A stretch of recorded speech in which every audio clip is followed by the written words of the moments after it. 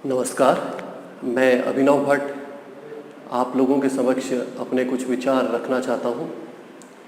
जैसा कि आप लोगों को विदित ही है कि यूकेपीएससी द्वारा लोअर सबऑर्डिनेट परीक्षा का नोटिफिकेशन जारी कर दिया गया है।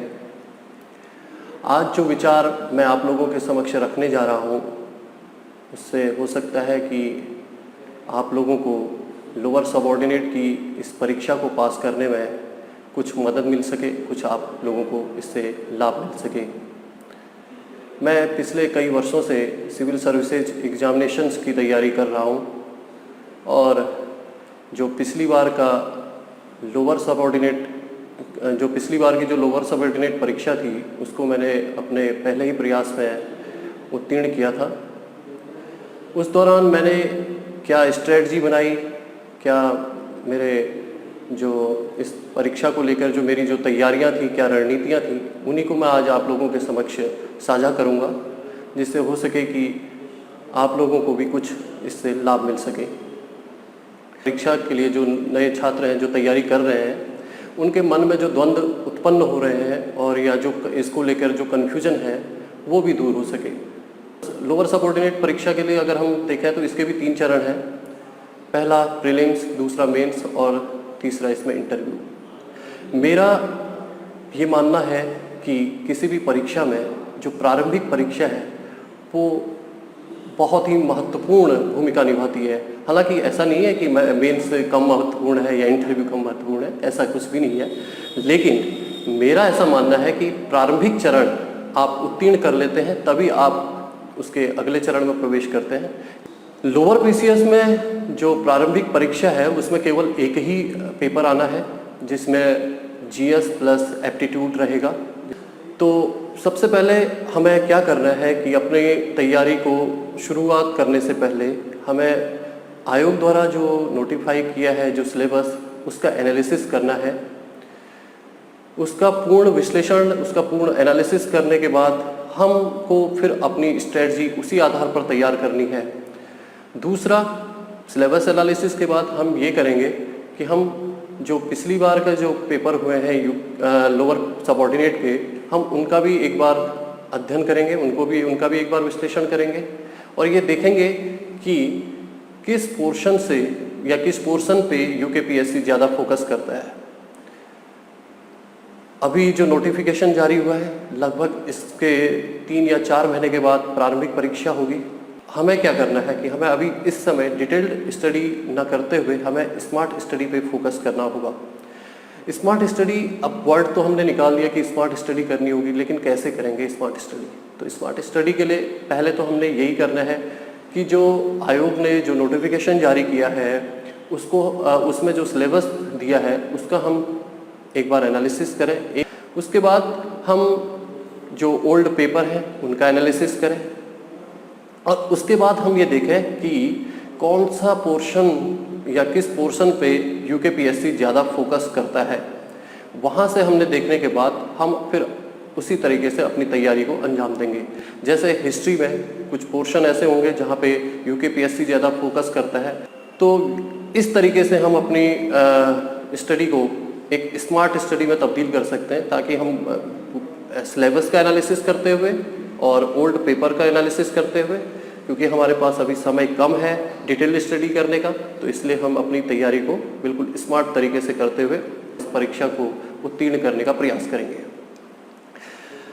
जब हम अब एक तैयारी करेंगे तो उस पर एक ध्यान रखने वाली महत्वपूर्ण बात ये है कि होता क्या है कि जनरली हम लोग क्या करते हैं कि समय कम होता है और पढ़ने की कोशिश करते हैं कि मुझे ये भी करना है, मुझे ये भी करना है, मुझे भी करना है।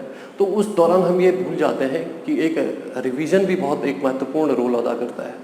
तो कोशिश ये करिएगा अपनी पढ़ाई के दौरान, जब भी आप किसी टॉपिक को कवर करते हैं या पूरा आप एक बार, जैसे मान लिया जाए आपने एक सब्जेक्ट कवर कर लिया, मान लिया जाए हिस्ट्री कवर कर लिया या ज्योग्राफी कवर कर लिया, तो उसके बाद उसका रिवीजन भी होना चाहिए। कहने का मतलब है, अगर आप मान लिया जाए सोमवार से शुक्रवार के दिन आप पूरा सब्जेक्ट कवर कर लेते हैं, तो उसके बाद सैटरडे और संडे को उसका रिवीजन करिए और रिवीजन करने के बाद आप जो पुराने क्वेश्चन पेपर हैं उनको हल करने का प्रयास कीजिएगा, जिससे आपको ये पता चल जाएगा कि जो मैंने पढ़ा है क्या मैंने वाकई में उन जो पढ़ा है उसको मैं क्या प्रश्नोत्तर के रूप में या प्रश्न के जो ये प्रश्न है इनको हल करने में क्या मैं उनको हल कर पा रहा हूँ या नहीं।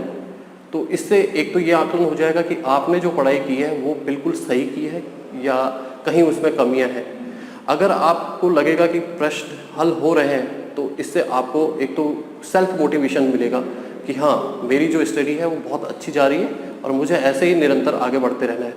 अगर आपको लगेगा कि हाँ मैं थोड़ा सा क्वेश्चन करने में कहीं पर मुझे दिक्कतें आ रही है तो फिर आप अपनी स्ट्रेटजी में बदलाव लाना चाहोगे, आप अपने को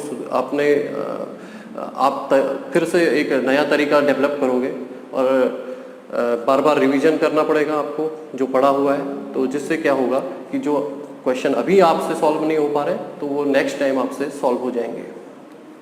तो रिवीजन का भी बहुत बड़ा रोल है। दूसरा, मैंने अभी बात की कि आपको क्वेश्चन पेपर करने पड़ेंगे, तो एक क्वेश्चन पेपर या वर्ड पेपर करने से भी आपको बहुत हेल्प मिलेगी।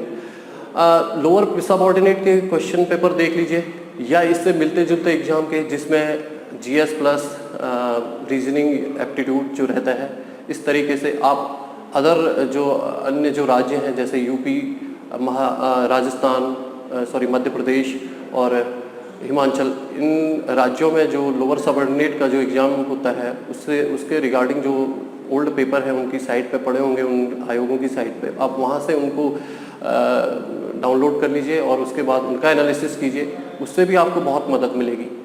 तो ये आपको अपने को जांचने का एक बहुत अच्छा तरीका हो जाएगा, जिससे आपकी जो स्टडी है उसको बल मिलेगा और इतने कम समय में आप इस परीक्षा को उत्तीर्ण करने में सफल होंगे। मेरा एक और आप लोगों को एक सुझाव होगा, कई लोग क्या करते हैं कि ये देखेंगे कि अरे यार मैं जनरल एप्टीट्यूड ये तो कर ही लूँगा, मैं मैथ्स रीजनिंग थोड़ी बहुत है, तो वो काफ़ी लेजीनेस दिखाते हैं उसको। और होता क्या है कि जब एग्ज़ाम हॉल में जब बैठते हैं और अगर आप बिना प्रैक्टिस के जाते हैं तो वो काफ़ी टाइम टेकिंग हो जाता है, जिससे आप क्या कि मैथ्स और रीजनिंग में ज़्यादा समय लगा देंगे और बाकी जो रेस्ट पोर्शन होगा जीएस का, वहाँ अगर समय कम बचेगा तो आपका पेपर में क्वेश्चन छूटने के चांसेस भी रहेंगे।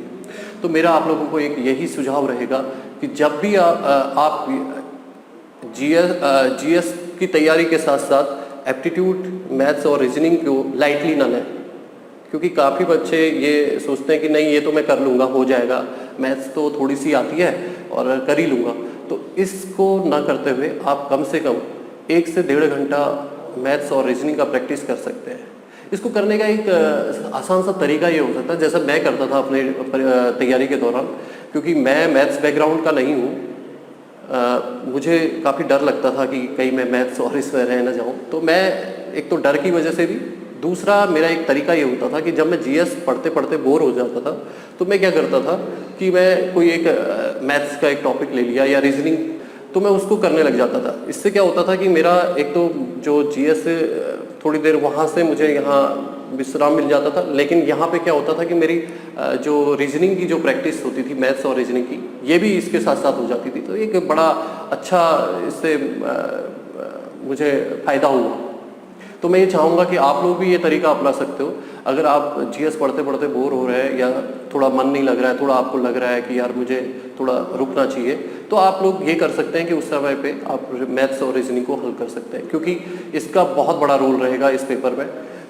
तो आप लोगों को करना क्या है, सबसे पहले आपको नोटिफिकेशन जो डाला हुआ है यूकेपीएससी ने, वहाँ जाके आपको पहले सिलेबस एनालिसिस करना है। सिलेबस का पूर्ण एनालिसिस करने के बाद आपको ओल्ड पेपर एनालिसिस करने हैं।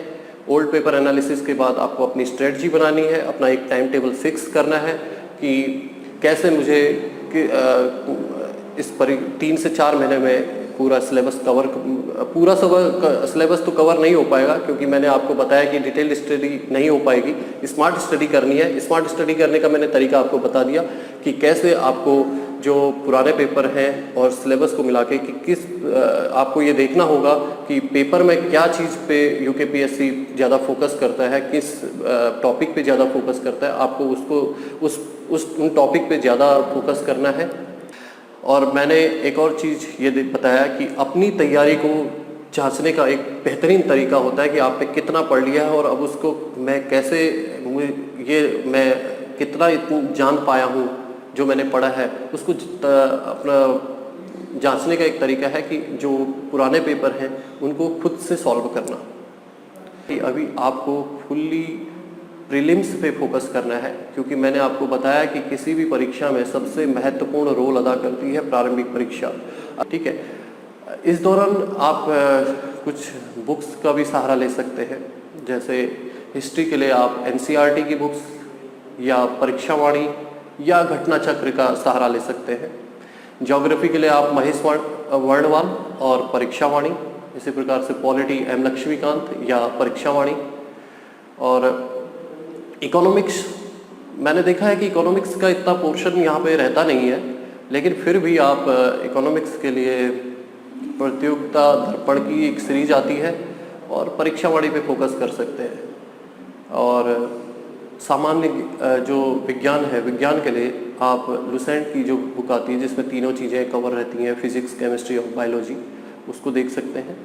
मैं आप लोगों से यही कहूँगा कि अभी किसी भी रूमर पे मत जाइएगा, अपनी तैयारी को स्मार्ट तरीके से करिएगा। और मैं आशा कर रहा हूँ कि मैंने जो ये आप लोगों के समक्ष जो विचार रखे, कहीं ना कहीं ये आपको इस प्रीलिम्स की तैयारी में आपको मदद पहुंचाएंगे, ऐसा मेरा मानना है। साथ ही अगर आप लोगों को अगर किसी और जानकारी या किसी तरीके की सलाह चाहिए, उसके लिए आप लोग संवेग IAS में भी संपर्क कर सकते हैं। वहाँ पर हर तरीके की आपको गाइडेंस की सुविधा है और जो भी आप लोगों की क्वेरीज होंगी, आप लोगों की जो भी समस्याएं हैं उनका समाधान करने की कोशिश की जाएगी। तो अंत में मैं आप लोगों को प्रीलिम्स परीक्षा के लिए शुभकामनाएं देते हुए अपने विचारों को, अपनी वाणी को विराम देना चाहूँगा। धन्यवाद।